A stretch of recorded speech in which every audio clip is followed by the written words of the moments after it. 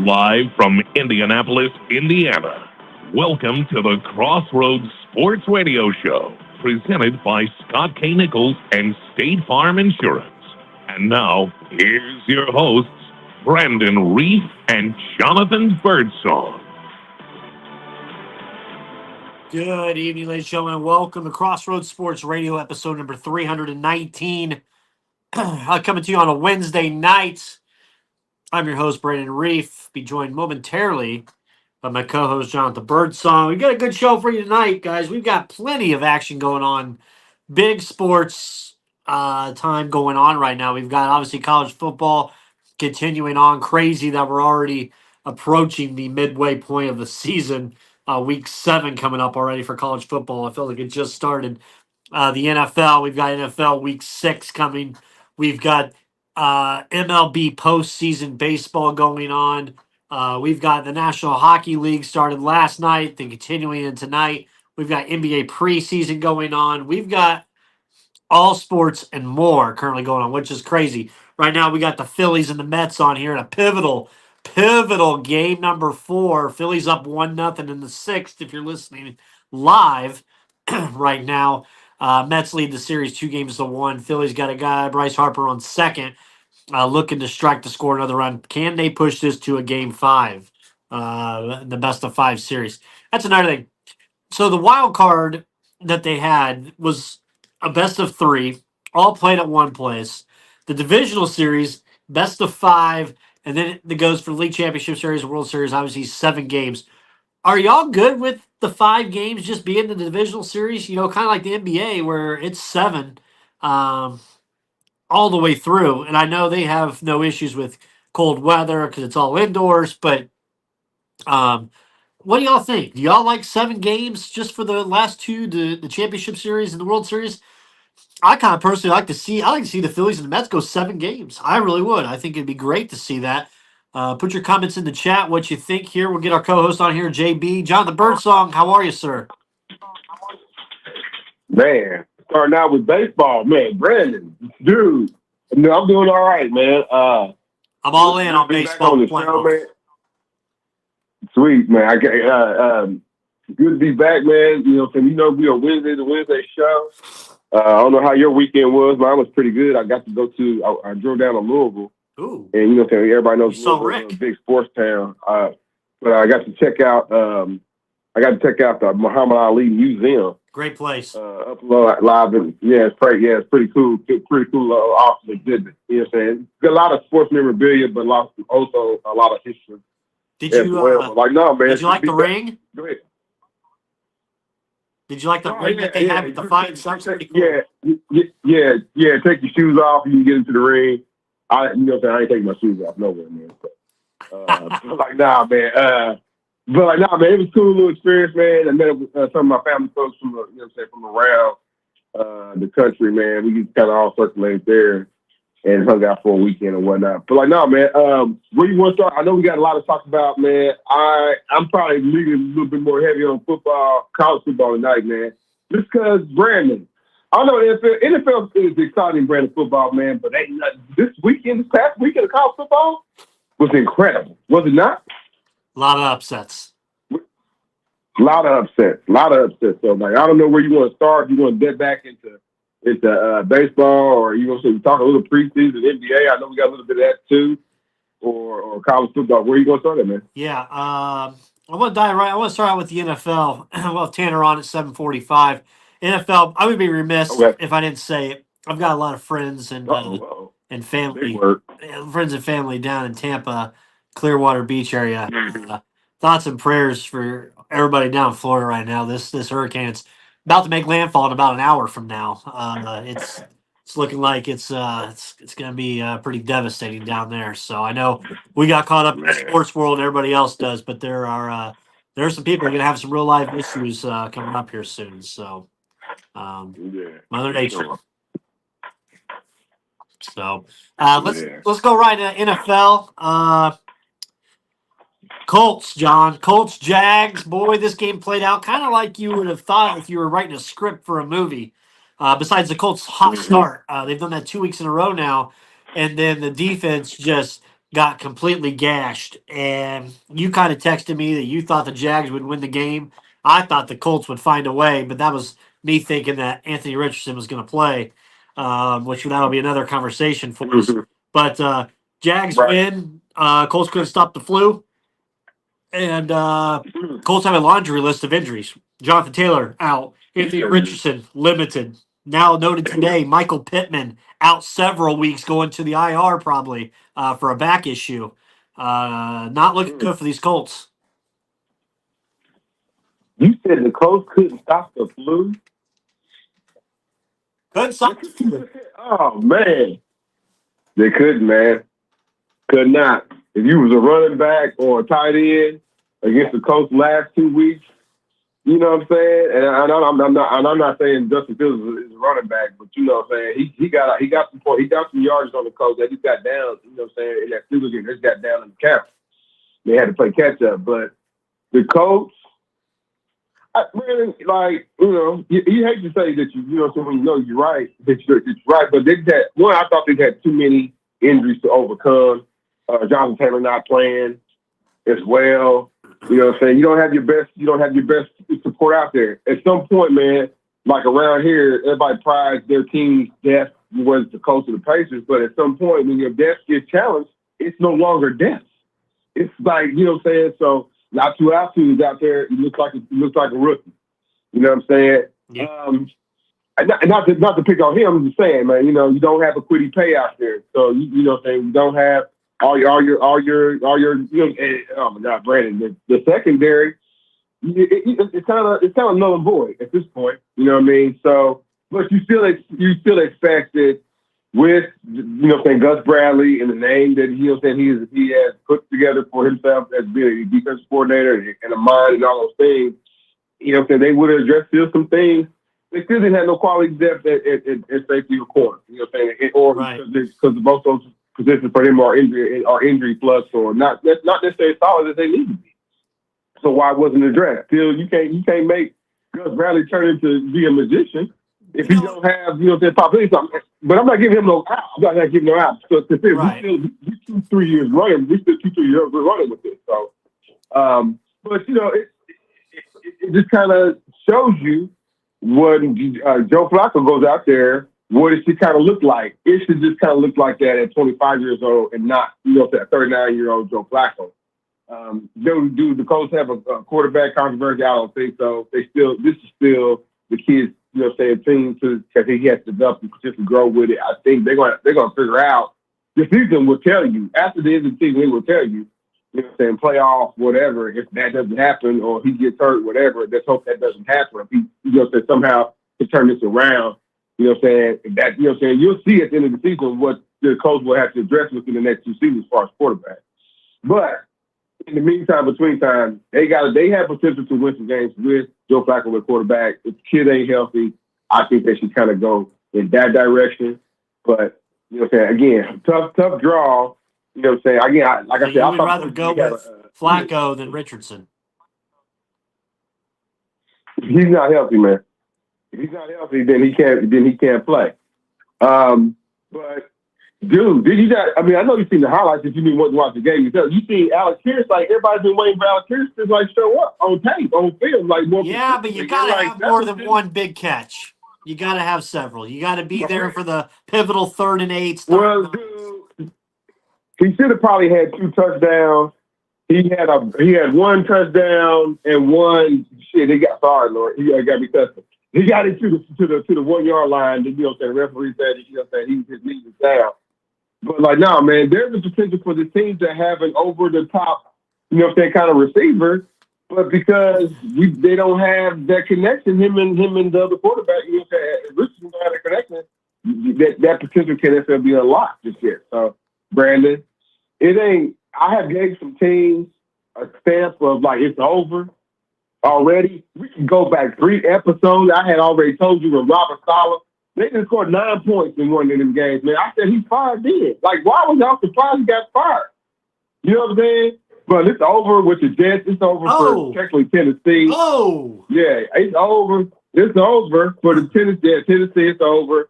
And the coach is not over just yet, but Brandon, you give me 2 more games. If they can't win the next 2 games, it's over for the coach. Oh, already. Over.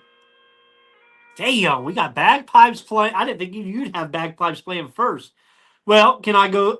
2 things. Number one, I'll give you my teams. I think it's over with, and kind of go from there. Over. I will say, like over. Yeah, they ain't coming back. Like over the hill. The Gus Bradley situation. I only think he has stuck around as far as he had because his philosophy is what Chris Ballard's philosophy is on defense. And Chris doesn't think it's wrong. He doesn't think it's broke, so he has no reason to get rid of the defensive coordinator. They not the same trough. Exactly, 100%. 100%. All right, my team's where it's a wrap. Bengals. Oh, there's only one team. One team in the AFC East that's left is Buffalo.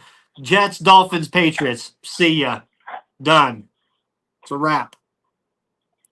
Damn. AFC North. I'm gonna go out. Bengals have a shot.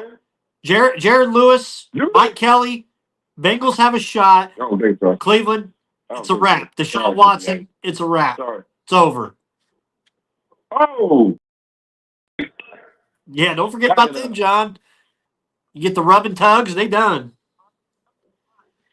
Go ahead down there and look at some of that Shadur Sanders tape. Go ahead down there and look at some of that. John, I unfortunately saw some stuff in the Cleveland sports Reddit, and apparently they are not they're not a fan. They ain't fan of Shadur? Well, and they may more be stupidity, but there's a lot of people calling for a Cleveland white quarterback. If he can play, I'd say go for it. But that's Cleveland stupidity on what you want for a quarterback. They're probably gonna clean house, man. They can't cut that contract. John, you ready? I know we didn't went down. Right. Go ahead. Steelers. If we lose this week, it's over. It's a wrap for the season. What? Mailing it in. What was you disappointed? What was you more disappointed about in the Cowboy game? Where do I start? Well, Minkah Fitzpatrick finally he made a play, man. You was worried about he not showing up on the scorecard. Yeah. With a fumble or recovery. Go ahead. Yeah, he had one play. Great, good for him. One play. They ain't gonna get it done. Number one, I would say man, you're forcing Dak into what? 2 interceptions and a fumble. They almost won the game on the fumble on the goal line with the hit at 1:00 in the morning, where I'm barely alive watching the game. But and the problem was, where do I start? First, I'll go offense. We've got problems. We're still methodically not working our way down the field we want. Najee Harris has about as many rushing yards as Jonathan Birdsong did in his high school days. So that's a problem. Secondly, we're letting Justin open up a little bit, but we're not getting those big stretch plays. Van Jefferson, I said Van Jefferson had a great game. John, he had 3 carries on 5. He had 3 catches on 5 targets for 37 yards. And that's Van Jefferson, your number 2. Your number 1 is the biggest diva, baby. I'm over it. It is over. I am done with George Pickens. Ship his ass out of Pittsburgh. No. Yes, done. Wow. Done. Anytime something like this has happened, where have they gone? Once they start turning into a diva, crying baby, all this shit, they're gone. I'll give you a thing. Antonio Brown, Emmanuel Sanders, Santonio Holmes, Martavis Bryant, Chase Claypool, Deontay Johnson, gone. When they start turning into divas, George Pickens, this is your 3rd year. You are not mature yet. Still not mature. You're wearing the eye black shit with the cussing on there. I'm always effing open. Well, You sure as hell didn't get open this past week. You're bitching at the offensive coordinator. You're bitching at the head coach. You're playing limited snaps. You were benched. You played 36 offensive snaps out of 57. And with Mike Tomlin, God love Mike Tomlin. I love him. And I talked great about him the week before. Thank you, Scott K. Off Facts Reef. I'm with you. Here's another one. Mike Tomlin said in his press conference Tuesday, well, we're on a snap count. We're on a pitch count here with George Pickens. We want to keep him healthy. That we want to have him playing the snaps. Everybody's kind of a little bit of that. He's got the Cam Hayward style where Cam doesn't play all the game. I'm sorry, but when George Pickens is, quote, your number one, and you don't have this man in here for 80% of your snaps on the offensive side, that you're watching his snaps, for what? He's a 23, 24-year-old man. He's not a 38-year-old defensive lineman. Quit. I hate that Mike Tomlin sticks up for these idiots some of these times, and it just makes him look bad because George Pickens can't, I about said the F word, can't mature and play football. He's always got a bitch. And I'm sorry, what are you upset about? The week before, you had 9 catches on 13 targets, and you fumbled in the red zone. So what are you bitching about? What are you so upset about? If you want to be a number one, here's the thing, John. He's got 1 year left on his contract. Do you think the Steelers organization wants to pay him multi-million dollars, and he's going to sit here and act like a drama queen? Absolutely not. No, they the Pittsburgh fan base and the Pittsburgh reporters, they are done with George Pickens, and as am I. If we get another no-show this week, put me on the boat with it and ship him out of this town. I'm done. If he doesn't show up this week, if he doesn't come out playing, I'm done. I don't want this sulking. I don't want this bitching. If he doesn't show up and play this week, and for me, John, it's going to be, you got to get at least 8 targets at you for about 6 catches, and you got to have damn near 100 yards. If you're going to think you're so worthy of a number 1 wide receiver, then prove it. You ain't proved shit this season yet. He's going to get an end zone. He's going to get an end zone, Brandon. You're going to feel good about it after this week, man. You don't feel good about it. Trade him. See ya. Justin Fox said, how about them Ravens? 100%. I took the Ravens money line. I took the spread when they were down because I had no faith. No faith on them Bengals. Lamar, well, it's the Bengals, but like Lamar is about to have one of them Lamar games where he's like, man, he looks incredible. It looks like a Marvel movie out there when he's running around. He's a regular season Hall of Fame quarterback. Somebody said it to me earlier this week. Regular season Hall of Fame first ballot. Regular season. Damn. They got to find a way to shade you. But like, yeah, man. But like the missed snap in a critical point, like, man, that's like shades of like what happens with Lamar. You know what I'm saying, with Lamar Jackson all the time. It's lucky. It's fortunate enough for the Ravens. They do have a quality. They always have had a quality special teams. They get the ball down in position to score. You know what I'm saying? And then we can't forget about Derrick Henry as well. You know what I'm saying? What he brought, what he put in that game anyway. Right.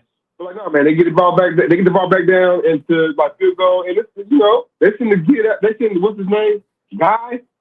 I don't have a camera. I ain't got my computer up, but yeah, they send up the kicker out there, man. It's just the Bengals is staying at home crying, not going home, staying at home crying. I was kind of shocked.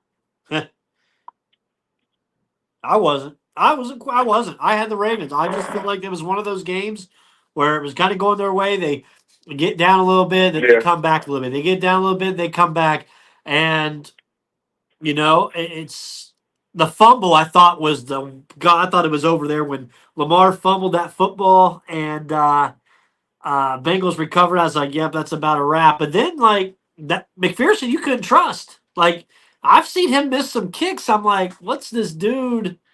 What's this dude doing? And no, honestly, you know, the Ravens. How do you feel about Arthur Smith and Fields so far? Arthur Smith, I'm all right with because I put up with how many years of Matt Canada. So I'll stick with the Arthur Smith. I'll be all right with it. The Justin Fields. Somebody asked me as well the other day if I had to give a report card grade on Justin Fields through the game so far, what would I give it? And I would give it a C plus. I think, and we saw a little bit in the Dallas game, they're letting him at times open it up for his running and some of the deep throws. The problem is you got to have good quality wide receivers to catch those throws. And right now, Pat Fryermuth is your number 2 wide receiver, and he's a tight end. So they need to, as we said, they need to get a wide receiver in there. If they can go get Devontae Adams, that's even probably a bigger diva than George Pickens. But I would take Devontae over George Pickens any day at that point. It is interesting that Russ Wilson was a full participant and that they're having him today. He ran with the second team today because they didn't want to interfere with Justin's preparedness for Las Vegas this week. I think if Fields maybe has a rough first half, I can see the hook and Russ getting the start. There's several analysts thinking that Russ is going to get the start this week, but I don't think we see it until there's some issues that he runs into. If we start seeing Fields running some issues, I think Russ comes in, and at that point, I don't know what to expect. I think personally, I think Fields maybe gets through the Vegas game because Vegas has their own struggles right now. And then next week they're at home. Next week they're at home on Monday night against, their Sunday night football again at home against the Jets.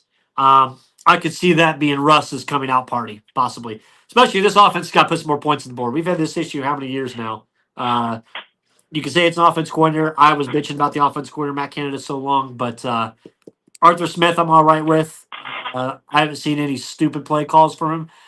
I want a petition to be Mike Tomlin's challenge guy and his timeout guy. Because I should have told him, Mike, when I was escorting him. I should have told him. Let me. You should have snuck. Yeah, I should have. LinkedIn right there, bro. Yeah, Mike Tomlin's terrible at challenges. Like, let me be your challenge guy. Let me be your timeout guy because he's put himself in some awkward positions where we haven't used a timeout or the challenge was completely the opposite way. We still did it.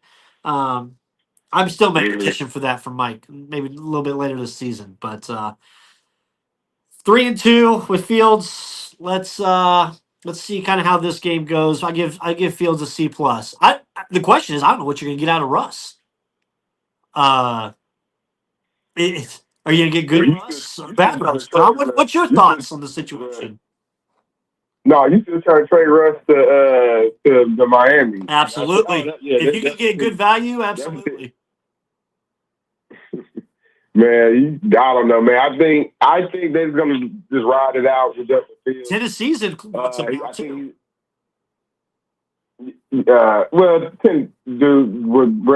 the coach don't blow Tennessee out, listen, Sierra and Country Cowboy Boots out of Nashville. Tell me you can't see that. Mm-hmm. Who? Sierra. Oh, Sierra. Oh, no, sir. That's not happening. That is not happening at all, man. No, sir. No, sir. No. Like, no, man. I think they hang. You know what I'm saying? Continue with Justin Fields. He's got 5 touchdowns. Oh, you know what I'm saying? To 1 interception. I get it. If you look at his on-field production, like the yardage, it just isn't there, and that's kind of bothersome. You know what I'm saying? He got every game he's over 100 yards, but you know what I'm saying. We also not necessarily living with a great completion percentage. You know what I'm saying? Last game with the Dallas Cowboys, he was in the 40s, I do believe. So I think that's obviously, you know what I'm saying, your best option. You point to the fact that they have a deep wide receiver. Again, that locker room, you know what I'm saying, it believes in. If everybody ain't thinking about winning, then we have an issue. So right now, you got a deep wide receiver. They're not thinking about winning. They worried about their stats. They worried about their contract. I'm always open, that type of crap. And I get it, there's a lot of media and hype and marketing involved in all those things. But like those things that you can pick, this is what you are cascading out. You know what I'm saying? Act like you're pissed or whatever. Or you want a new contract. Well, if you want a new contract, this upper with the CD Lambs, of the world, or you know what I'm saying, or some of these other He whole looked pissed at Dak the other night. That like Higgins. Over. Well, Brandon, that team got enough firepower, just kind of like the Ravens do. Just kind of like how you believe in the Bengals. Brandon, I think the Bengals, it still be acute. They're gonna flame out, man. They're a team that they can score, but you know what I'm saying, at some point you got to be able to stop somebody. You know what I mean? And they don't have nobody. They don't have no. Don't tell Mike Kelly that. You talk about. He was there. I know he was. Tonight. Call in to the show at 929-477-3331. We'd love to hear from you, man. But like, nah. But nah, man. I think they had to stay. They just, you know, kind of sticking out with Fields. When are you getting out of the running back position? That is where, you know, the rubber's going to kind of meet the road with Pittsburgh Steelers. Right. Right now it's just Najee. The other guys are hurt. Yeah, they gotta get some more. They gotta get some more production out of that, and then you'll see. Fields is your most efficient rusher. How about that? That's what I know. He killed the coach. You know what I'm saying? That's why I say, hey man, the coach. You should have known that the coach was salty on the rush when Fields kind of ate him up. You know what I mean? But no, man, they hold it out with him. If they can get their run game improving, you know what I'm saying, back to health, and you know what I'm saying, the wide outs, and you know what I'm saying, and you know, Brendan, you like to pick on Slow Alley Cox. What's going on with the tight ends of the Pittsburgh Steelers? You know what I'm saying? But they can get they're good. Those two guys are scoring touchdowns. They have two of the touchdowns. Right, but Freiermuth and Mount Washington. Right, but yeah. So when all those things start to get to clicking, when the running game gets to with the receivers, like dude, they should be. Again, Brandon, my criticism with the Pittsburgh Steelers was they couldn't score over 20 points. If you go back and look at you didn't capitalize on the turnovers. Defense stepped up against Dak, got the turnovers, and you couldn't capitalize on them at all. Right. So either, you know what I'm saying, you got to, you know, if the other team find a creative way to get down at least the field goal range, you're going to have to. I'm not criticizing Mike Tomlin. I'm just saying that's what you're going to have to do. If you know you don't have somebody that can punch it, you know what I'm saying, into the end zone because Pickens is pissed or whatever, whoever can't, you know what I mean? You see what I'm saying? Yep. You're going to have to win some. You're going to have to start to win some of these meat and potato games, you know what I'm saying, with your special team. So I think I wouldn't panic. You know what I'm saying? If in any shape, way, or form, you see the Pittsburgh Steelers, you know what I'm saying? Nobody, of course, likes to win two games back to back. You know what I'm saying? I bet you if we took a real pulse of them, they probably thought the Colts game was real fluky for them. If they had played, you know what I'm saying? If you ask them, they played the Colts again. They probably think they said, well, we beat the shit out of the Colts. Right. I think they would have that because they know how to, you know what I'm saying? The coach, the rep to the coach, whatever the version of the coach, whether it be Falco or Anthony Richardson, right? Right. But like, no, I think they're fine, man. They'll figure out a way. They have enough talent. And that talent wants to win. They have enough talent to bounce back from this. And like, you know what I'm saying, navigate through that AFC north of that Cleveland, that shouldn't scare them. And of course, you know what I'm saying, splitting with the Ravens, you know what I'm saying, that's always, you know what I'm saying, up for conversation. And you know what I'm saying, maybe even split with Cincinnati. I don't know. You know what I'm saying, who knows? Because again, that's gonna be an offensive game. Up to down. But like, no, man, I think Pittsburgh Steelers are fine. Hey, I heard a rumor that if the Colts lose this game coming up against Tennessee, that they were going to start tanking for Pavia.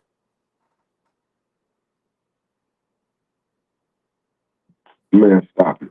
What? Pavia just knocked off the number one team in the country. Tennessee needs to start thinking about who are they tanking for, because they don't. Pavia. They don't. I like the moxie for that kid. Johnny Manziel 2.0. The kid from Vanderbilt. Hell yeah. That's a good. I'm not saying he's Rudy. Okay, that's not that kid's not Rudy. You know what I'm saying? But he's a quality quarterback. You know what I'm saying? Probably, you know, something. You know what I mean? On Mac, I'm not. You can't say Mac level quarterback no more because Ward came. You know what I'm saying? Ward, the quarterback from Indiana, he came from the Mac, and he's on pace to put up 3,000 yards, Brandon. But like, nah, he ain't gonna be no one pick, bro. The kid from Vanderbilt. That was a great game, though, Brandon. You know what I'm saying? But yeah, the kid, he won't be. But like, nah, man, some of these things we be looking at. You know what I'm saying? Like I said, Tennessee, y'all, they need quarterback and a whole new system. Probably, I don't know. They fired coach. So, they man. just hired him. Right. Justin Fox said, which is why I don't think you can take Fields out. He's their best rusher. Pass catchers have to get open in Pittsburgh. Tomlin has to be more aggressive on the offensive side at times as well. 100%. I just think they're at that point with Justin Fields. They want to ease him into it, but we're already 5 weeks into the season. The easing part is over. Yeah. It's time to. I can't. Y'all niggas, remember, they the one, the Players Association and the owners negotiated out the preseason games. You know what I'm saying? To like have feeler and try to figure out, like, you know what I'm saying, like the best, what we're going to get out of the best, you know what I'm saying, of our starter, man. Y'all got to deal, y'all are smack dab in the middle of a 17-game season. The only thing I can think of, John, is that they're prepping it for the second half of the season, because once you get the Raiders, the Jets, and the Giants game done, you're in your bye week. And then from there, you've got 1, 2, 3, 4, 5, 6, 7, 8, 9 games left. And of those 9 games, 6 of those 9 are conference games. Division games. So if you're trying to get around, 6 of your last 9 games are division. You haven't played a single division game the first 9 weeks of the season. And I asked Tomlin that on the elevator. I said, "Why is there so many division games late this year?" He goes, man, you know how the NFL is. They want to get those late games in the year, all for the money and the eyeballs on the TV." So eyeballs, right. That was his reasoning to me on that. So because I was like, we sure as hell got a lot of games that are a division. I mean, we go Baltimore, Cleveland, Cincy, Cleveland. Like, that's 4 straight division games that you're going from November 17th to December 8th on. So it's the black and blue division. They're going to if Justin Fields ain't ready or Russ ain't ready by then put the wrap on the over 500 record, which I always thought that record is stupid to begin with. Like, who cares? What's so good about being 1 game above 500? I mean, I know it's one thing, but there's some teams that I'm not satisfied for the Pittsburgh Steelers to be at 500. Not at all. Right. So, right. John, let's go Colts real quick. One last thing to put a bow tie on the Colts. You play Tennessee this week. You got to think you're going to go in there and you're going to get a win, even though you're missing a lot of your key pieces. You play at home against the Miami Dolphins the following week, who they are in dire straits right now. If you look at them. Hot mess. And then you go to Houston. And then at Minnesota. Probably the survived team of the league, the Minnesota Vikings. Are you ready to put some respect on the Vikings and give your apology? Don't we think at some point they're going to go on a 4-game losing streak? Don't we really believe it? Looking at this schedule, I don't see it. You want me to read it to you? They got a bye week this week. They got to be going on. Bye week this week. I know that. And then they play home against the Lions, at the Rams, home against the Colts, at the Jags, at the Titans, at the Bears, home against the Cardinals, home against the Falcons, home against the Bears, at Seattle, home against Green Bay, at Detroit. I don't like the Green Bay, the last 2 games. Well, that's fine. That puts them at 13 and 4. It kind of does, man. It does. It kind of does. It puts them squarely in the correct spot, 13 and 4. Can that defense playing immaculately, can it hold up when their quarterback kind of comes down to earth? That'll be kind of the question. I'd say, but like right now it's kind of working. I want to ask 2 weeks in a row now. I've asked for it and I haven't gotten it from you. We're on the apology train now, and I need it from you this week. This team deserves an apology. Bo Nix, 19 of 27, 206 yards, 2 touchdowns, and a dub. I need the Bo Nix apology now. 2 weeks in a row, 2 dubs. Man, didn't Bo Nix? Didn't he get like an AARP card already? Don't he got an AARP junior endorsement deal? Because he's like 36 years old already coming into the league. Something like that. Get that apology out, man. Nah, man, we can't go apologize. They've won 3 in a row. Not just. I'm not the one that laughed at him. The Pittsburgh Steelers defense laughed at him. And they laughed at him. They laughed at Bo Nix. I didn't laugh at him. I was with Bo Nix. I think we need to really take that. You said he wasn't NFL ready, I thought. No, I never said that. Dude, how can he not be played 5 years in college football? And the Senior Bowl. And the Senior Bowl. Hell, I thought he headed to the USFL. I thought that dude's gonna be the USFL Hall MVP. But like, nah, man, he's sticking it out. Brandon, we're gonna have to, you know what I'm saying, winning games, like the team has won games, but like, man, the interceptions are you're gonna have to get them turned down. Bro. Who's your rookie of the year right now?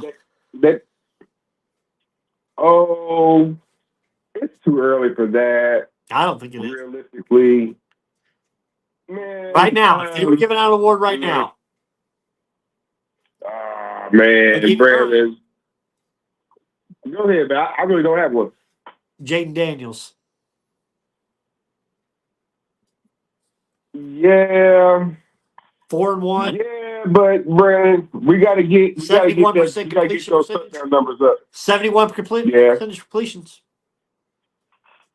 It's not like he's not slinging it. It's out here throwing it. Right. He got a lot of yards. Didn't necessarily live in the end zone. Got 4 touchdowns. You know, for the 2 interceptions. 82 yards rushing last game. I don't have Marvin Harrison's Jr.'s numbers in front of me right now. Give me 2 seconds. I'll give it to you. I will, but like, man, I wouldn't mind. We're gonna have to mention them. Like, dude, he's living in the end zone. 279 yards receiving on 17 catches, 4 touchdowns. Yeah.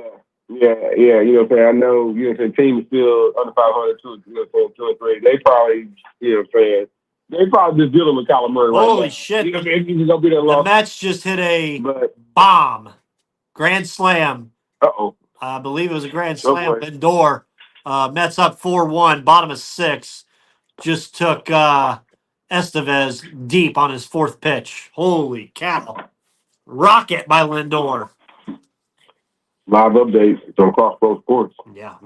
Live update. Sorry. That was a piss missile that just got launched. Yeah, Justin Fox says neighbors. I would agree if the guy can get healthy. I've got him in a fantasy team, so I need that concussion to get right. But yeah, I'd say neighbors as well. But I think who's meant the most to their team right now, and without them, they'd be in a struggle bus. You could say the Giants, but honestly think it's Washington. So, anything else NFL-wise, John? Nah, man, I know somebody's going to be like, well, why didn't you talk about the Chiefs? You know what I'm saying? Call in. Next time we will. Yeah, the Chiefs. Call in. Hey, man, call in if you want to talk about the Chiefs. But, like, listen, the Chiefs, 5-0. They won't go undefeated, Brandon, but, like, I don't foresee anybody kind of stopping them from getting to, so at least attempting the 3-peat. Oh, they'll be there. I don't see anybody beating them. Till they get beat, you got to pick them, right? Right. Yep. Oh, man. Good Lord, Lindor hit that shot. And the pitcher knew as soon as he hit it. Oh, 4-1. I want to thank our sponsor, Scott K. Nichols, State Farm Insurance. Without them, we would not be able to do what we do. So shout out to them as well. You talked about Robert Saleh already. We did talk about Flacco. Yeah, they trying to get him hired. They trying to get him hired for the coach. Hey, before we have Tanner call in, Pacers preseason. You catch any of it last night? I mean, it was on my snooze patrol. I was up late last night walking through some reports. But like, yeah, they talking about defense. Supposed to improve. I don't know, man. Everybody, all teams are kind of playing with size. Yeah, it's not improving, but like, man, all teams, NBA teams are talking about running with more pace, and I'm kind of a little bit even more intrigued by Pacers Media Day, as you know what I'm saying, coaches and media, other media, you know what I'm saying, folks kind of preach to again, Pacers are the most depth team, and I think that's going to come to play. You know what I'm saying? You know what I'm saying, in January in February, March. You know what I'm saying? Those grinded out type of games. You know what I'm saying? Halliburton might sit, you know what I mean, or whatever, or maybe they go through a roster change. Who knows? But we kind of got out of last night. We saw good flashes of Wiseman. I know, you know what I'm saying, the homie D-Cot when he calls in, and even yourself are kind of approving of that move for the Pacers. Just to add more quality depth. Right, yeah, you know what I'm saying, why not? And then as I watched him last night, you know what I'm saying, sporadically, yeah, why not? You know what I mean? But outside of that, man, you know, preseason NBA is a little bit more. It's a little bit more intensified than summer league, but it's still like LeBron's pissed. Teams kind of working out the connect. Why? Because the Sun didn't score no points. Well, oh, Lil, here we go. No, he's pissed. He has to take a one-day trip to Milwaukee for a preseason game, man. Across the country.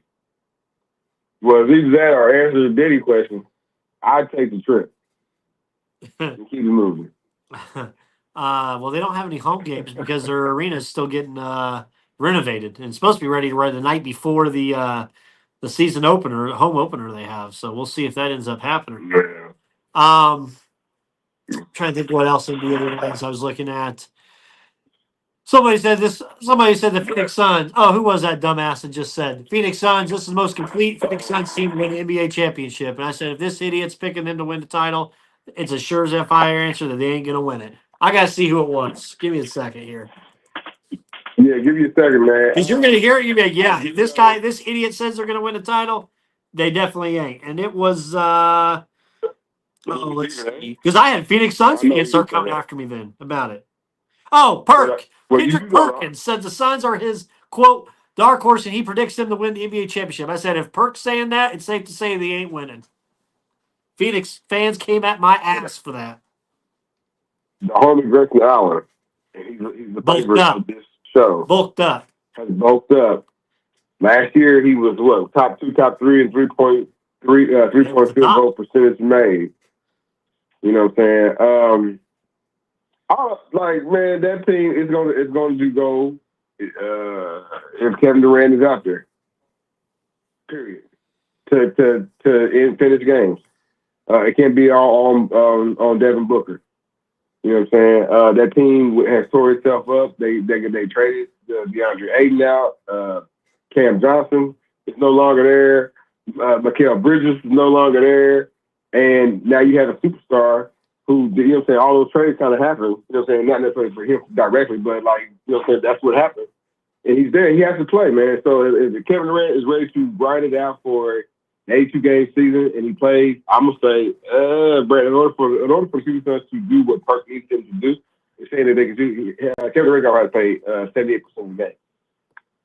Serious business. Yeah. That depth versus what they had to play out west and a better quality East. I told you, Brad, I like the East. The top 4 teams could win the championship. So, nah, man. But Brandon, it's already the season ain't started, man. There's already trade rumors about the Knicks are trying to improve their backcourt. Oh, they have a nobody left, John. There's nobody left. Yeah, they had to trade like 3 players, but like, man, their name has kind of come up with Marcus Smart. But that kind of just tells me that Marcus Smart is on the trading block, and that a team, if you have $20 million to absorb and transfer back to Memphis, then Marcus Smart might be on your roster. So somebody asked me this at work the other day. It's a fun little exercise. I'll tell you the name that I said, but I want to hear from you. Who is one NBA player you think of that basically has taken the money and ran? That they got paid big and you never heard from them afterwards. It just completely went AWOL. Besides Roy Hibbert? Oh, come on. Don't do that to Roy. Come on. Just I like Roy Hibbert, man. He was man. He's Pacers overpaid for him, man. Oh. You know what I'm saying? Yeah, Roy Hibbert, MIA. John. No I'm sorry. Respect. Oh. I'm sorry, man. Are you a fraud? Just stop. Oh. Mine, Chandler Parsons. I ain't seen a bigger guy take a paycheck and then just poof, see ya after his injury. That's my soul, man. See ya, champ. He's one of my favorite combo players. You know what I'm saying? Out of Florida. If it wasn't for the injuries, man, but like they kept on offering the money. You know what I'm saying? So he signed those contracts, man, and he never did pan out. Chandler Parker. So I agree with that. Hey, man, take it though, Brandon. Like I throw a third one at you, Kawhi Leonard. Yeah, think about it, man. I'm pretty foolish man. I put you right in that category. They ain't gonna. The Clippers they're gonna have to deal with that for the rest of Kawhi Leonard's contract. Well, he only got a couple years left. He'll be retired of those bad knees. He'll be gone. Ran Paul George up out of there, man. Crazy. Yeah, I'm ready for NBA. Fire back. League pass is ready to start. Get that kicking. Can't wait. Tanner will be calling in momentarily, John. This might calm you down. I know you've been on the NCAA's ass over the last couple weeks over realignment and redoing the conferences and all that. You've been all over their ass the last few weeks. The NCAA voted. They're going to shorten the transfer window now to 30 days for football and basketball. 30 days only, John. And the only thing that sucks about the college basketball, it starts during the NCAA tournament. So what about these teams that are in the tournament? They got to do that while they're playing still? I think it should be afterwards. Yeah, so there's not a distraction. So, right? Yeah, for sure. Just makes zero sense to me. Zero sense. By the way, speaking of baseball, I was just looking. We need somebody to do a welfare check on Reggie Sykes because his highest payroll team in the country, Los Angeles Dodgers, about to get possibly eliminated tonight. And we need to check on him. Man, the Colts ain't doing it. The Dodgers ain't doing it. Oh man, that'd be the biggest, flat line ever, won't it? If the Dodgers don't make it. Oh, this year. Whew. Yeah. Hey, John, my Reds made the news in a kind of a good way. They hired Terry Francona as a new manager. Yeah, fired. Yeah, Francona. I mean, that's not a bad. That's something that organization needs. He knows how to win. He's won pretty much everywhere he's gone. Right? Yeah. You know what I'm saying? Was there when the Red Sox won it all. That's now everybody can't necessarily expect him to catch lightning in a bottle, but the Reds are a young team. They have a rising star. I don't use the word superstar just yet. Rising star and Ellie De La Cruz. I know they may have overpaid for that daggone one of them pitchers a couple years ago, man. They ain't got no juice out of it, man. But I expect, him to come in and kind of change culture day one. Okay. Let's see what else I have college-wise. Hey, let's talk let's talk college football, John. The upsets. Vanderbilt. Let's first off start with Vanderbilt beat number 1 Alabama. DCOT, I think, might be a witness protection agency himself. We can't just knock on Reggie, but we also have to do it on DCOT. You go from beating Georgia to going to Vandy and just laying an egg, John. I was shocked. Man, the Vanderbilt defense played an incredible game. A lot of those dudes went from no name, to somebody's favorite son in Tennessee. And Vanderbilt was just up early in the game. Yep. And they just kind of, Georgia, it was clear that Alabama partied a little bit too hard. I know it sounds cliche, but they partied a little bit too hard after beating Georgia. Milroe wasn't his sharpest. He had a pick six right out the gate. That was a shocker enough. Another fumble. And it's something, you can be Peyton Manning, you can be the greatest quality, Tim Tebow. It's hard to overcome two. And it's not to put it all on him because, there's a bunch of five-star and 4-star blue chippers out there and NIL players out there. And everybody knows going to be on somebody's NFL team. They should have just, when it came time to get a defensive play, get the ball back, or go get the quarterback, they should have been able to make a play. And Vanderbilt stayed them off, held them off. The quarterback, you started out with the show, man. Come out, he should be everybody's new Johnny Manziel. Well, now I can't see him being that, but like I said, Eric, he's definitely everybody's favorite son down there in Tennessee right now. But as far as the game goes, man, like they just couldn't get over Vanderbilt. Once Vanderbilt knew that they played the clock and they, they just stood up to them. That's what happened, Brandon. They just stood up to them. Right. The best they could, play the clock. That game goes another, 4 or 5 minutes, of course. The long average, Alabama got the better players, bigger players, faster players. They do. You know what I'm saying? But they win that game. But like I said, Vanderbilt they got in front of it, and they played. What's his name? Coach DeBauer. They kind of got a little bit out coached. It's funny that John, did you see that video I sent you about? That was ridiculous. That dude was ridiculous. But that's the thing, Brandon. I wish, and it ain't nothing. And I know a couple weeks ago, man, we had a great debate with the homie now. That is the difference. And maybe somehow I can share it. I'll try to cut it up, Brandon. Yeah, cut that up. But I'll send it. But like, it's the Alabama fan losing his. Well, he's the king of Alabama fan, but the legend, right, or whatever. He lost his marbles, and like that's the passion. You know what I'm saying? Like he was like, they need to fire the board. We are not on the honeymoon no more. And I'm not making fun because we got divorce it is.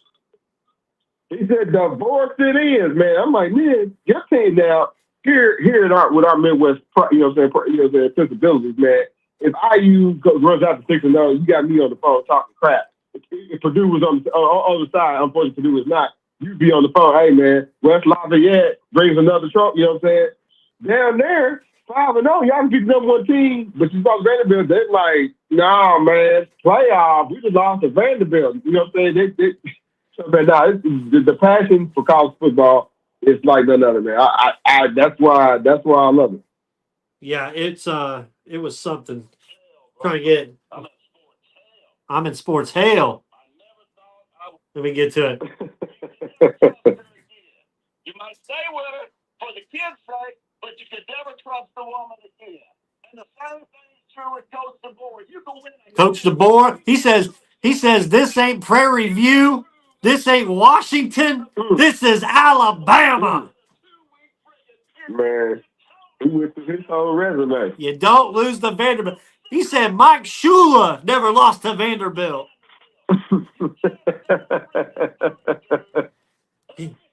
Oh, legend from Alabama. Boy, John, there was a lot of callers, a lot of upset people with Alabama. Like there was tears I saw on Twitter. There was rants on TikTok. There was rants on it's the DeBoer honeymoon is over. They are not happy down there. A lot of them. Hey, we got our guy. Let's check on him. Okay. We sent the witness protection agency out. We found him. We got him on the line here. Uh-oh. Alabama's number 2 favorite fan, D. Cott. Man, fellas, listen. Calm down, everybody. And you know, it's funny. Did you all take that from that post I made? Legend is probably, that's a great name because he's probably, other than the lady that passed away, probably the most loud Bama fan there is, right? And you know, bottom line is this, man. It's a change. It's different. They lost. Yeah, it's disappointing as a Bama fan. This is my perspective. I can't speak to anybody else. Yeah, it's gut wrenching and all that stuff like that. But here's the deal, man. Vanderbilt came in with a perfect game plan. They came in ready to work, and they bled the clock from the second quarter on to, I looked probably about maybe 2 or 3 plays where they snapped the ball that more than 5 seconds. They had a perfect game plan, man. And I think Bama didn't run Milroe enough. And because the Georgia game, they ran him to set up everything else. I believe they felt like, hey, this is Vandy.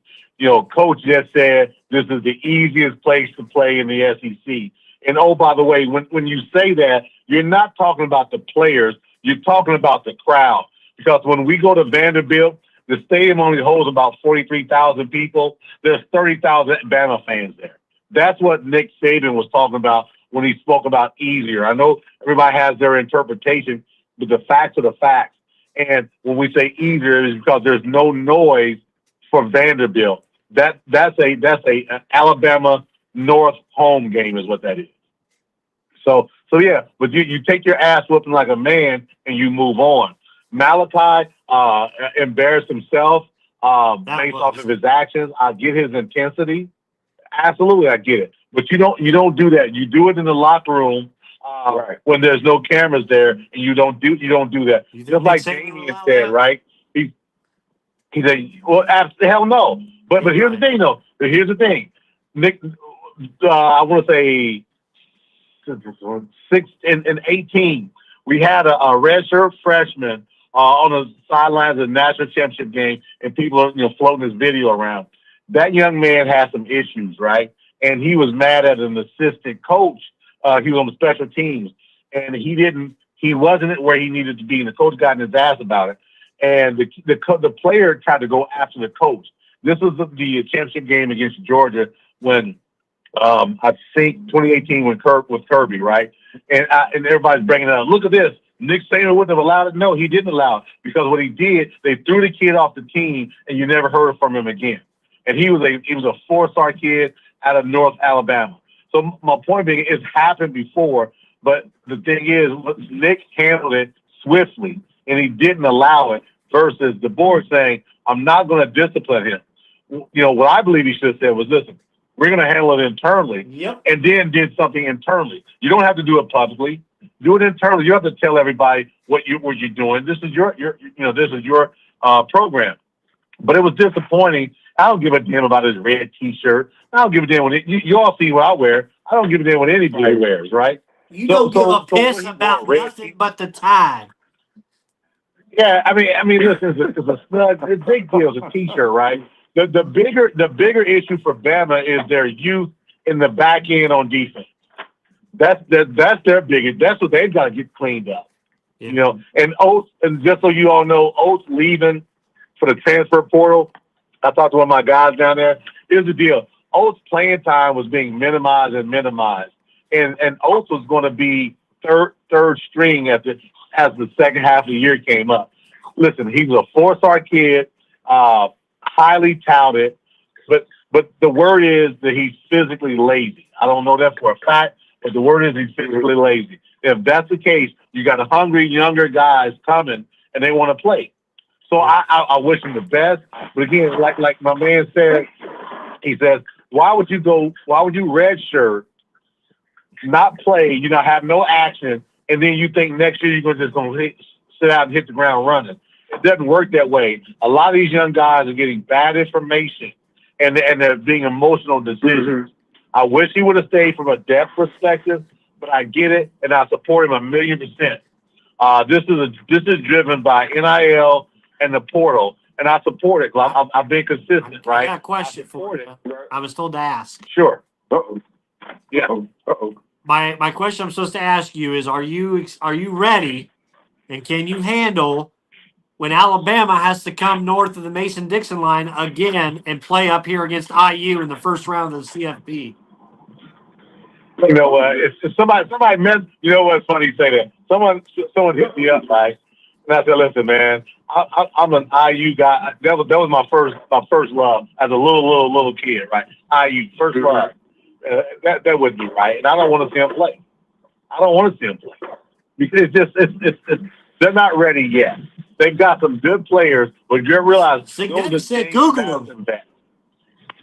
Yeah, I know. I saw that too. But I was talking to somebody, and I said, "Listen, I love the fact that he's confident, and I get all that, man.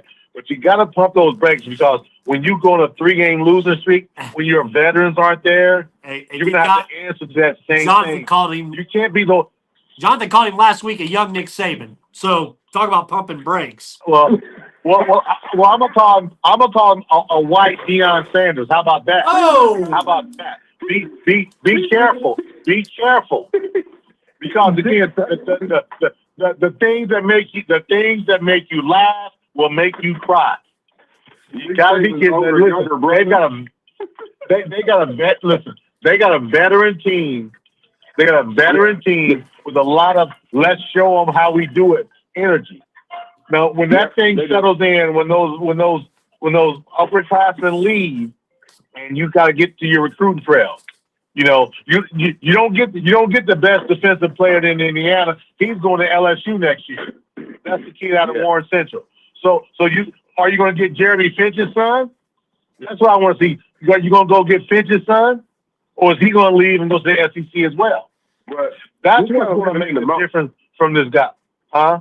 Well, if he stays around, that's another thing, though. You know, what I'm saying? He might not stay around. Another team might come in. Might come calling. Next, the board. Listen, I'm gonna tell you, Brandon. Look, the board is locked in, man. The dude's a very good. You hear that, JB? Locked in. He's he and the fan base and the team underestimated Vanderbilt.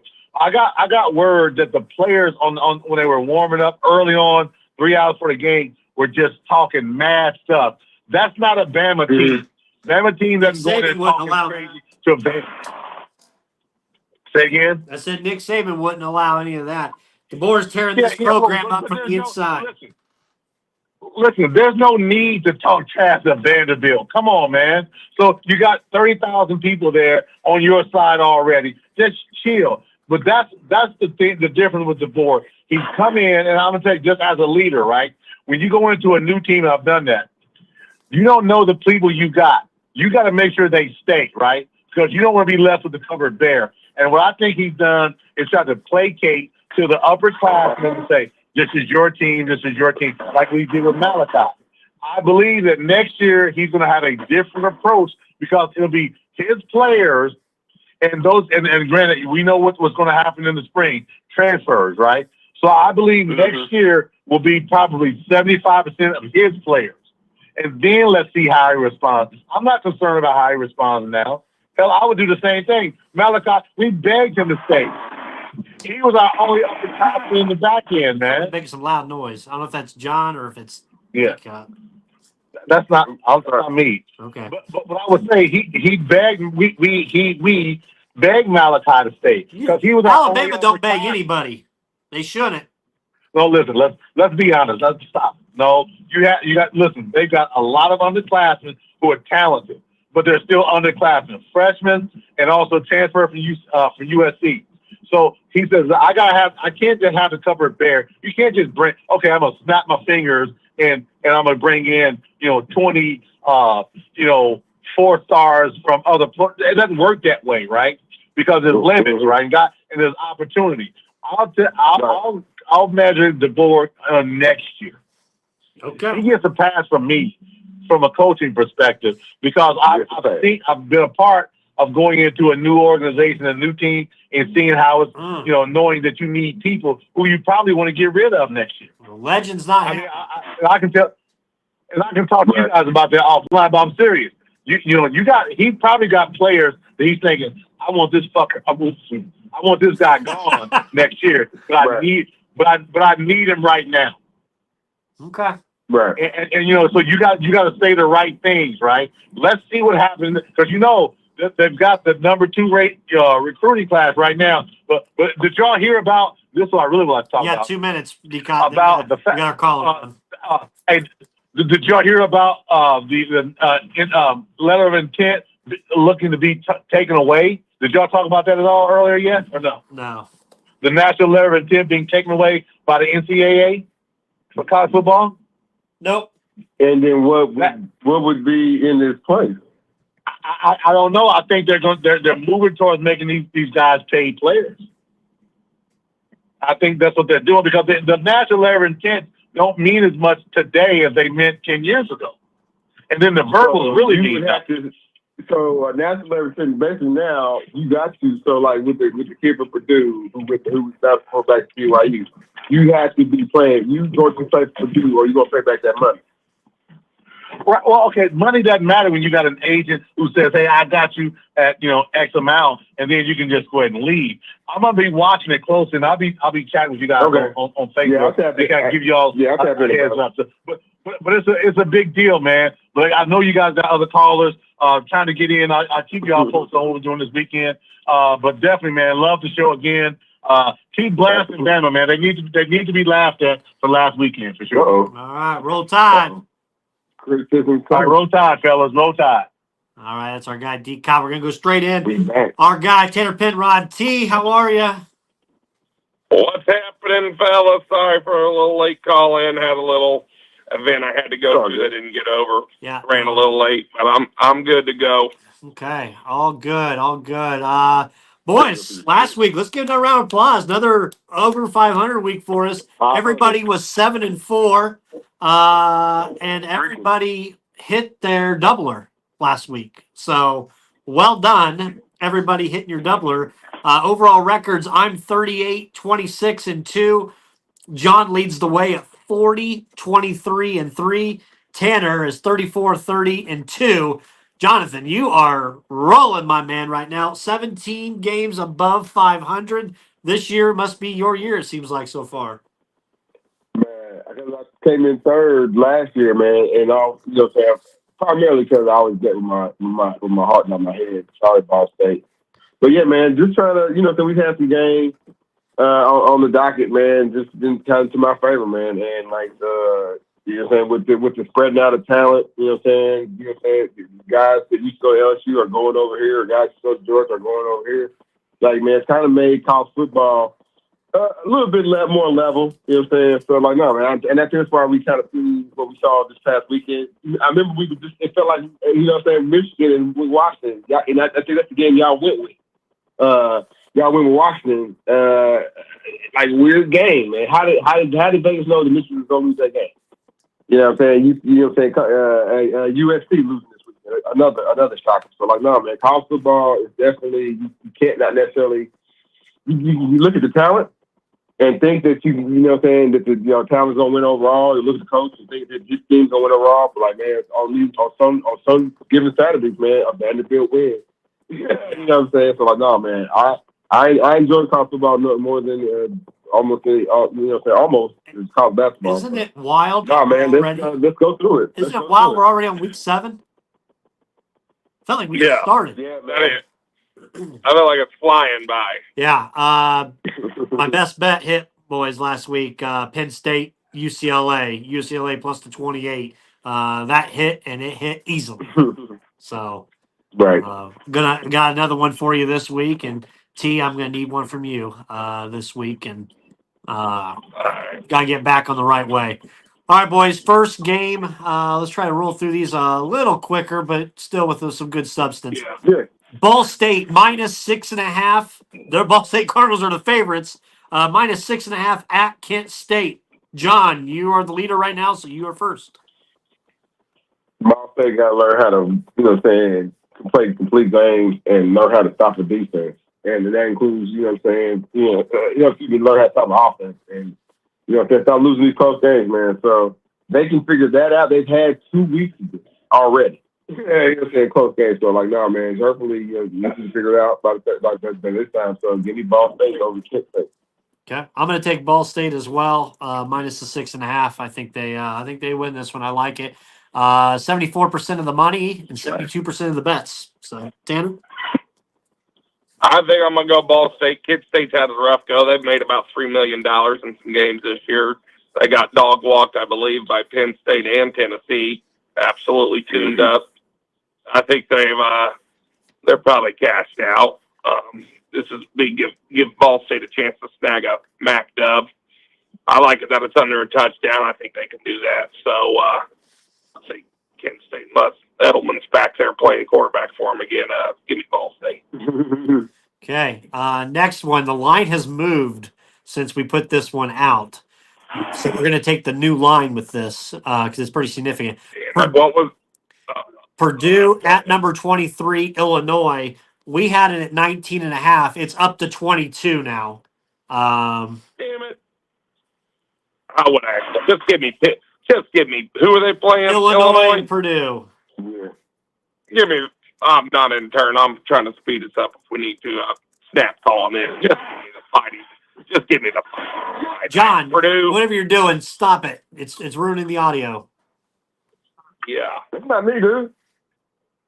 It's somebody. Somebody's like they're squeaking a door or something. Yeah, not me. I heard it too. Yeah, it ain't me. I'm sitting in my office. Yeah. I'm going to snap call you too and take Illinois. I don't give a shit. Purdue sucks. Yeah. They got a high school offensive coordinator. Yeah. John? Yeah, the Ryan Walters era is not going to be too much longer, man. I'm surprised he made it through this weekend, to be honest with you, through this week. So he lost some recruits already that, you know what I'm saying, for next year. It's not looking good, man. Give me Illinois. Next one, number 4, Penn State, 5-point favorites at USC going to the Coliseum.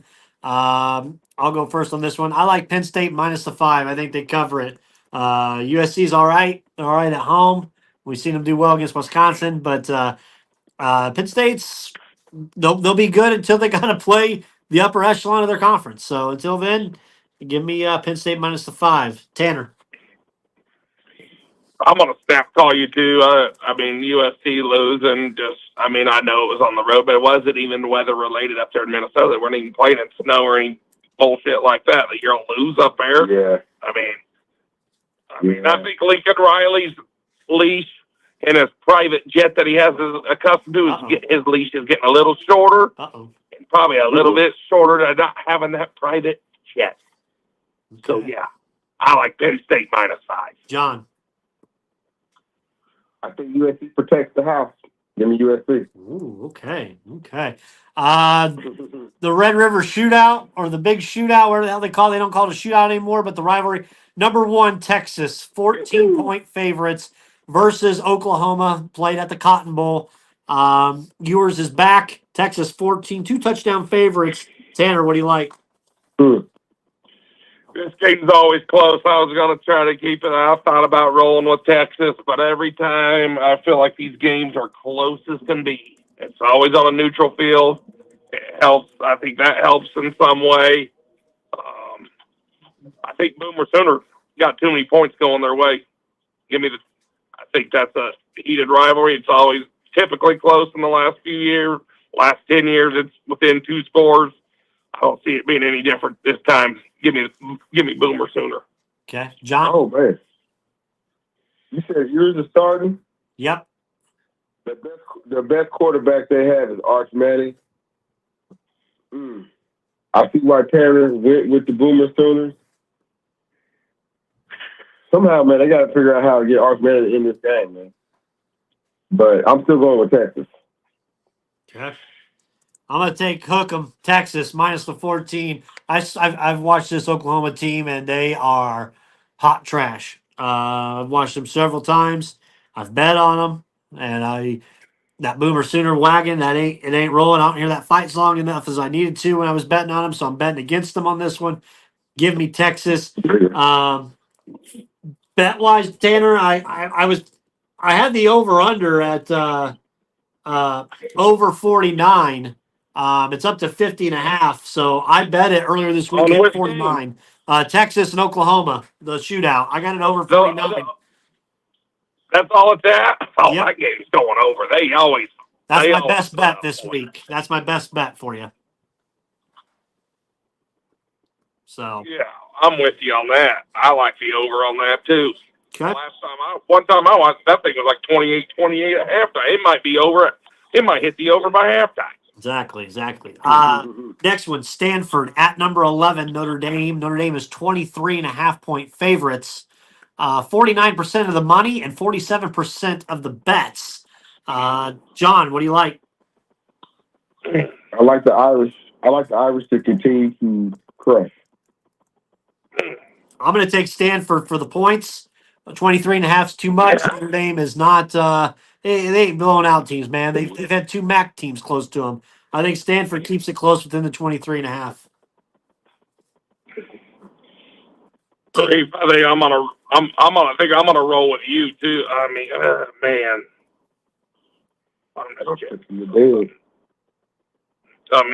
Until they prove something to me, I'm not going with them.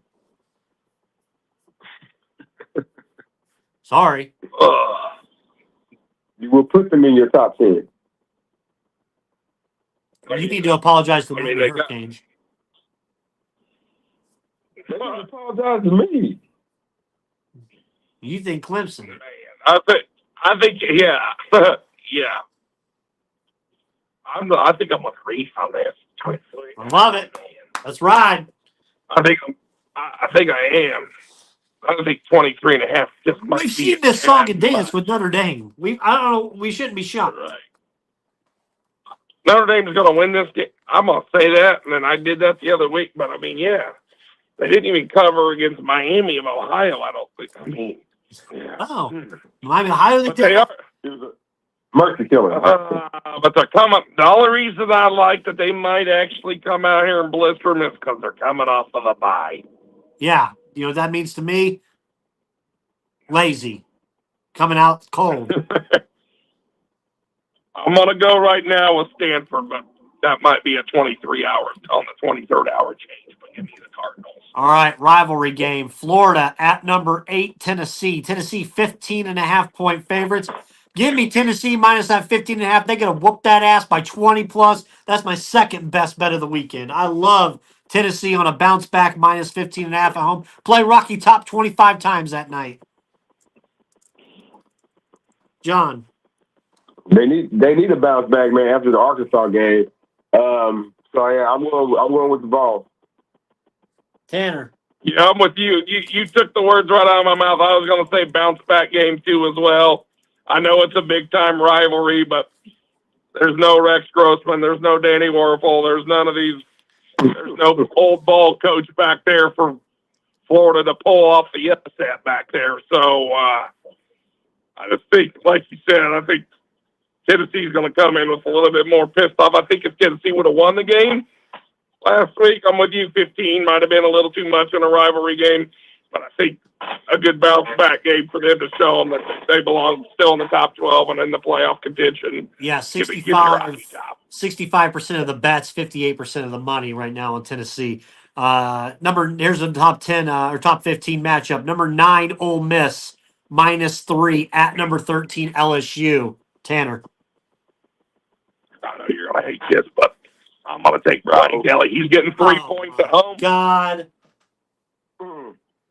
Lane Train blew them out last week. I know I didn't think he would, but I think as bad as I hate to sell it, Kelly's got those boys playing after week one, after playing a little lazy early on. LSU's looked good lately. I think they're trying to battle in for a playoff spot. You know, what time's that game at? And if it's a night game, I might even double up on LSU. I will look. Hardest damn stadium to play in at night, and that's a fact. Look it up. Death Valley's the loudest stadium in the nation at nighttime. 7:30. Yep. Hell yeah. Give me LSU Tigers. Maybe by 2. Maybe that might be my double up. Oh, John. I kind of like LSU too, man. Give me LSU. Give me Ole Miss. Somebody's got to be on this damn Lane Train this week. I'm going to take the Lane Train. I don't like it, but I'll take it because I hate Brian Kelly. Well, I know who's going to be on Lane Train. Probably some 22-year-old. Easy. Woo! Married man. He's a married man. Yeah. He's a married man. So So I'll take the Lane Train. Somebody's got to be on this guy's side, so why not me? I'll take it. Probably the premier matchup, number 2, Ohio State, -3. Now it's down to 3. -3 at number 3, Oregon. John, we'll have you go first. man, that beer oil gonna be sweating out this weekend. Hey, that's natural, man. That's all natural. This weekend, man. Nah, man. I feel like Ohio State to win but that beer it's gonna be sweating out this weekend, man. Give me Ohio State. I got before the season started, I had Ohio State winning, and I told you, John, on our podcast that I like Oregon, but it's 1 year too early for Oregon. With that being said, I got to go with what I've been going with before the season. I'm going to take Ohio State -3 going up to Eugene. Tanner. Well, home team getting points again in a ranked game. Oh, give me that, Ducks. I know Dylan Gabriel. They should have covered last week. Ducks should have. That game, he threw 2 end zone picks. Terrible passes. He's better than that. I think what's going to keep Ohio State really relevant. Their defense is better.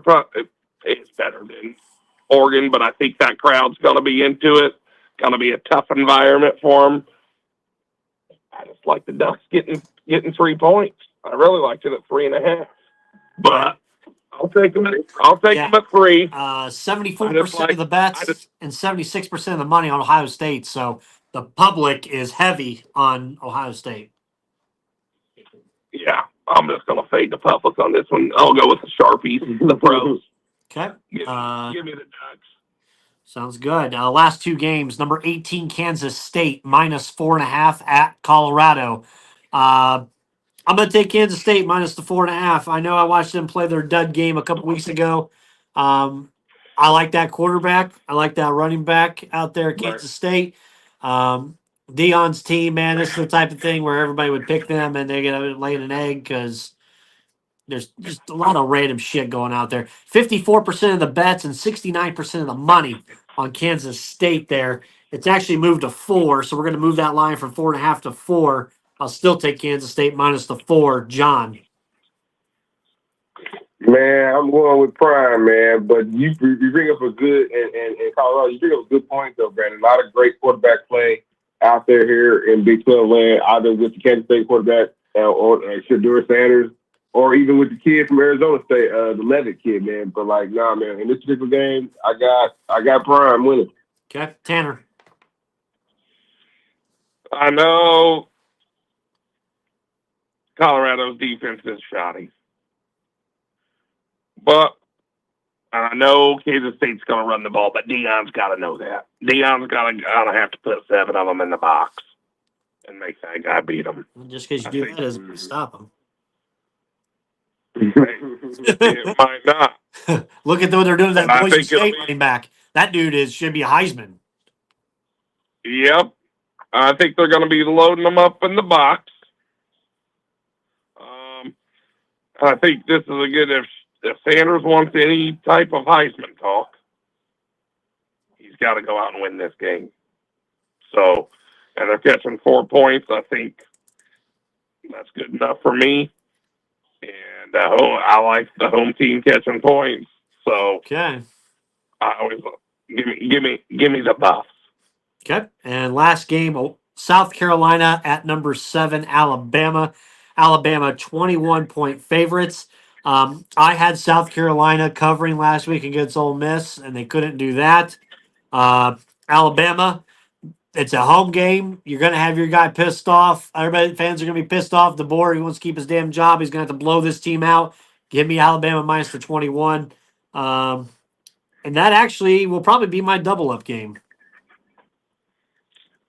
Oh, there you go. Man, I'm sure there are people like Legend down, past the Mason Dixon times 100. So I'm sure he and the rest of the team has, Alabama team has heard all the criticism and probably seen all the tape from Vanderbilt fans walking the goalpost to the daggone river. That was crazy. They walked it from the stadium to the river and threw it in the river. You know what I'm saying? But like, nah, man, I got to go with Bama. You know what I'm saying? You talk about a bounce back. I think they might even put a statement out there. Okay. Tanner. I'm gonna make it easy and quick. I think bounce back here for Bama. That's an embarrassing loss, and they're gonna need to show their fans how embarrassing that was, and they're just gonna. It sucks to be South Carolina this week. That's all I'm gonna say. Give me roll tide. Okay, Jonathan and Tanner, I need your double up picks. Which one you doubling? Do you feel most confident in? Illinois, Purdue. Okay, John taking Illinois. That's his double up. Tanner. Oh man, let me see. What I'm feeling. Oh, I know what it is. LSU. It needs to be. Yeah. You're that confident in it. That's what.